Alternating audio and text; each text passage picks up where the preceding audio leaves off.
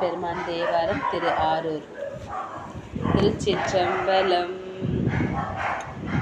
திருமணியை தித்திக்கும் தேனை பாலை, திருமணியை தித்திக்கும் தேனை பாலை, தீங்கரும்பின் சுவையை தெளிந்த தேரல், ஒரு மணியை குழல் மொந்தை தாளம் வீணை, கொக்கரையின் சச்சரையின் பாணியானை, கருமணியை பவளத்தை பசும்பொன்முத்தை, கருபகத்தில் அருங்கலத்தை பாவம் தீர்க்கும், அருமணியை ஆரூரில் அம்மான் தன்னை, அறியாத அடிநாயின் அயத்தாரே